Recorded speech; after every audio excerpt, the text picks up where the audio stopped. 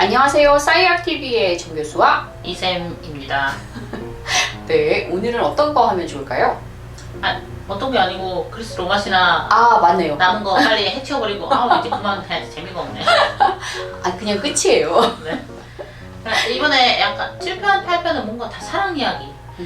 야다에 이룰 수 없는 사랑인가? 그거에 계속 꽂힌다고 하던 사람들이 진혼? 그래요? 어쨌든 다 사랑 이야기가 나오잖아요. 네네네. 7편에는 하데스가 나오고 그쵸. 그 누구야 그 하프 치는 띠리리리리 하프 치는 애랑 그 와이프랑 죽었 아주 그놈의 발목만 살이 쪄 있나? 그렇죠. 아무튼 그거랑 네네. 기억나는 거 그거밖에 없지만 그리고 8편에는 그 아버지와 딸이 나타나는데 아버지가 딸을 너무 사랑해서 미의 여신이 아프로디테를 엿보이잖아요. 그렇죠. 그래가지고 아프로디테가 어이씨 그래가 너이씨 다이마라 이씨 해가지고 화살을 쐈는데 네네네. 딸이 아버지를 사랑하고 또 그렇게 사랑해서 낳은 아들이 아프로디테 와 사랑에 빠지죠? 아프로디테만 짝사랑하는 거 아니에요? 사랑에 빠지나? 모르겠어요. 뒷부분 기억이 잘 안 나요. 그렇죠. 아프로디테가 아도니스를 사랑하는 거죠. 아도니스는 그냥 아프로디테를 그냥 약간 뭐라고 표현할까요? 내 팬 중 한 명? 그렇게 생각하는 그런 거 같아요. 어떻게 생각하세요? 그럴 수도 있는데 이제 제가 5, 6편 한꺼번에 끝나면서 컴플렉스에 관련된 이야기를 조금 해보겠다 하고 끝냈던 것 같아요. 그렇죠, 맞아요. 맞아요. 그렇죠. 컴플렉스라고 하는 게 어떤 정신적인 산물의 복합체? 심리학적으로 본다면 그렇게 얘기할 수 있을 것 같아요. 감정의 덩어리, 정수? 이런 거로 얘기할 수 있을 것 같은데 덩어리? 그러니까 어떻게 생각을 해보면 그 감정의 덩어리가 균열하게 예컨대 있다면 특별하게 문제가 안 생길 수 있어요. 근데 만약에 그 어떤 감정의 덩어리가 되게 커졌다면 어떤 부분이 되게 커다랗다면 그것 자체가 또 문제가 될 수 있는 거죠. 그럼요.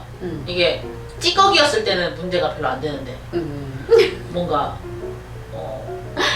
어떤 진짜 덩어리가 되면 문제가 된다는 말씀이신가요?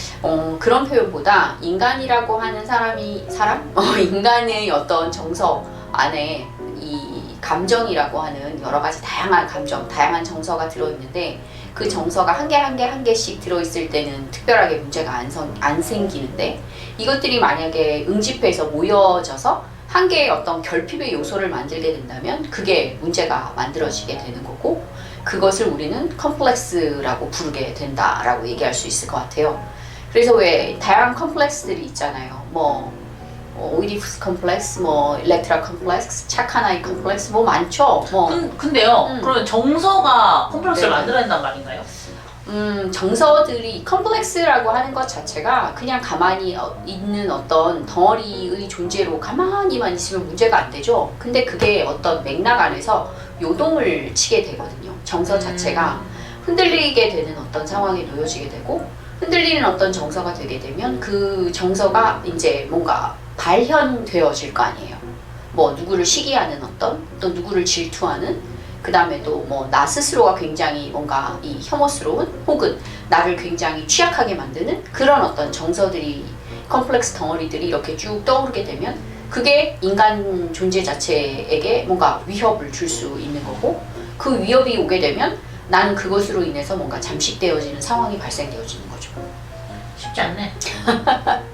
그래서 어쨌든 두 개 다 사랑 이야기는 맞는데요. 그 사랑 이야기 중에 8편이 마지막이니까 마지막 편으로 그냥 한번 마무리를 지어볼까 합니다. 그래서 심리학적으로 들여다보면 그 8편 안에는 이 일렉트라 컴플렉스, 그러니까 미라라고 하는 딸이 아버지를 사랑하는 그런 어떤 게 들어있죠.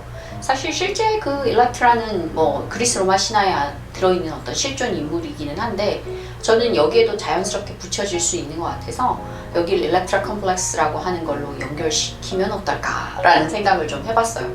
일렉트라 컴플렉스는 실제 내 아버지인데 아버지면 사실 사랑에 빠지면 안 되는 거잖아요. 근데 그럼에도 불구하고 내 아버지를 사랑하는 어떤 상황에 놓여지게 되는 거죠. 그래서 대개의 경우 뭐 여성들이 사랑하는 어떤 파트너, 나의 배우자들을 고를 때 아버지와 되게 유사하게 닮은 꼴인 사람들을 정말 많이 고르거든요. 그런 부분들을 두고도 electoral complex라고 부르고요. 반대로 예컨대 아들들이 어머니와 비슷한 사람들을 고르게 되는데 그런 어떤 상황에 놓여질 때 우리는 또 오이디푸스 컴플렉스라고 하면서 부르는 것 같아요. 그래서 이 컴플렉스에 관련된 부분들을 이야기를 좀 하면 어떨까라는 생각을 했고요. 그 다음에 이제 뭐 거기 보면 원래는 그 조각가가 내가 이 세상에 가장 하나밖에 없는 어떤 나의 여인을 만들겠어 하면서 조각상을 만들게 되잖아요. 그래서 이제 그 해당 조각상이 여성이 이제 변하게 되죠. 근데 그 변하게 되는 어떤 상황 하에서 심리학적으로 또 재미있게 붙여볼 수 있는 게 간절하게 원하게 되면 그 해당 원함이 뭔가 발현되어진다라고 해서 이 피그말리온 효과라고 하는 게 있고요. 그것에 어떤 반대되는 걸로 스티그마라고 해가지고 뭔가 부정적으로 계속 생각하게 된다면 원래는 그런 상황이 아니었는데 부정적인 결과물을 낳게 된다라고 하는 스티그마라고 하는 효과가 대비되는 어떤 효과 중에 하나로 이야기가 되는 것 같아요. 그러니까 내가 실제로 많이 좀 부족하고 이렇더라도 그런 부분들에 대해서 더 노력하고 도전하고 긍정적으로 될 것이라고 이렇게 간절히 원한다면 이루어진다. 꿈은 이루어진다. 뭐 이런 걸로 할까요? 안 이루어지던데 나는. 뭘 간절한가? 뭐 특별히 간절히 원했던 게 있었어요? 비밀입니다. 네.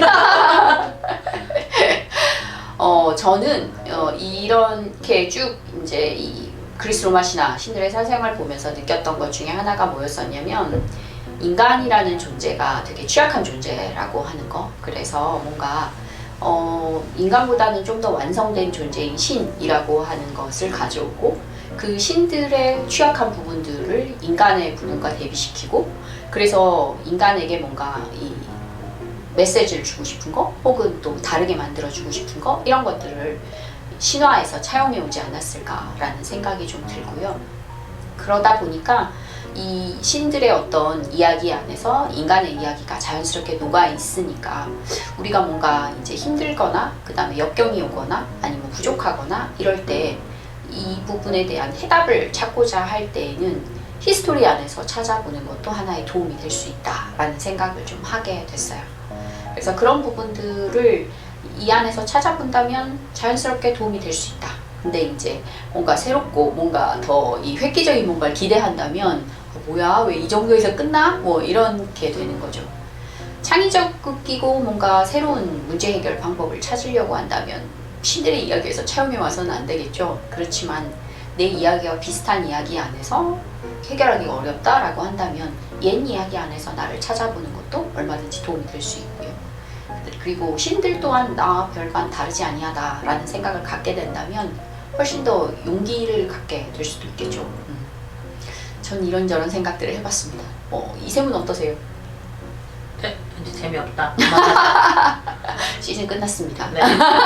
또 새로운 재밌는 무언가를 찾아야겠다. 네네. 라고 생각했습니다. 네, 최근 들어 뭐 여러 가지 다양한 또 이 코드들을 찾아볼 수 있으니까요. 또 한번 뒤져보는 걸로 할까요? 네. 네, 오늘 싸야TV가 마음에 드셨다면 구독과 좋아요를 부탁드리겠습니다. 네, 감사합니다.